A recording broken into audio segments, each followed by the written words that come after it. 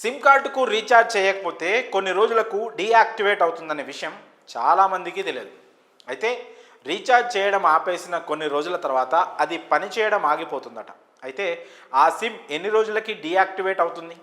అలా కాకుండా ఏం చేయాలి? పూర్తి వివరాలను ఇప్పుడు మనం తెలుసుకుందాం. ఒక సిమ్ ఆగిపోకుండా తగిన జాగ్రత్తలు తీసుకోవాలంటే టెలికాం సంస్థలు పాటించే కొన్ని రూల్స్ని ఖచ్చితంగా పాటించాలి. ఆ రూల్స్ ప్రకారమే సిమ్కు రీఛార్జ్ ఆపేసిన తర్వాత డీయాక్టివేట్ అవుతుందనే విషయం గుర్తుపెట్టుకోవాలి. ప్రస్తుతం వచ్చే స్మార్ట్ ఫోన్స్ అన్నీ కూడా డ్యూయల్ సిమ్ సెటప్తోనే వస్తున్నాయి. దీంతో ప్రతి ఒక్కరి ఫోన్లో దాదాపు 2 సిమ్స్ ఉంటున్నాయి. అయితే యూజర్స్ కేవలం దీంట్లో అవసరమైన నెట్వర్క్కు మాత్రమే రీఛార్జ్ చేసి వేరే సిమ్ను అలాగే వదిలేస్తున్నారు. అయితే సిమ్కు రీఛార్జ్ చేయడం మానేసినా కూడా కొన్ని రోజులు ఇన్కమింగ్ కాల్స్ వస్తూ ఉంటాయి. ఆ తర్వాత అవి కూడా రావు.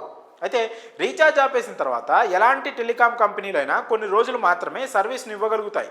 ఇక టెలికాం రూల్స్ ప్రకారం సిమ్కు 90 రోజుల పాటు రీఛార్జ్ చేయకపోతే అది ఖచ్చితంగా పూర్తిగా డీయాక్టివేట్ అయిపోతుంది.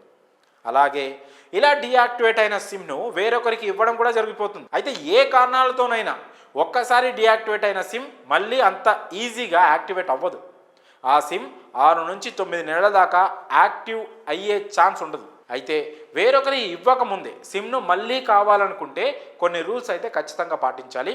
అవేంటంటే డీయాక్టివేట్ అయిన సిమ్ కార్డ్ని మళ్ళీ యాక్టివేట్ చేయడానికి నెట్వర్క్ సర్వీస్ ప్రొవైడర్ కస్టమర్ కేర్ను సంప్రదించాలి. తర్వాత నెట్వర్క్ సంస్థకు వెళ్ళి కొత్త కేవైసీ డాక్యుమెంట్స్తో ఖచ్చితంగా వెరిఫికేషన్ చేయించాలి. ఇక ఈ ప్రాసెస్ పూర్తయిన తర్వాత సిమ్ మళ్ళీ యాక్టివేట్ అవుతుంది. అయితే ఈ ప్రాసెస్ మొత్తం పూర్తవడానికి దాదాపు 9 నెలల దాకా టైం పడుతుంది. అందుకే ఈ సమస్యలేవీ లేకుండా ఉండాలంటే సిమ్ను ఖచ్చితంగా ఎప్పటికప్పుడు రీఛార్జ్ చేసుకోండి. చాలా కాలం పాటు అలా వదిలేయడం వల్ల డీయాక్టివేట్ అవుతుంది. అయితే అవసరం లేని సిమ్ కార్డ్స్ రీఛార్జ్ చేయకపోయినా సమస్య ఉండదు. కానీ bank accounts, Aadhaar KYC, study related వెబ్సైట్స్కు లింక్ చేసి ఉన్న సిమ్స్కు మాత్రం ఎప్పటికప్పుడు రీఛార్జ్ చేసుకుంటూ ఉండండి.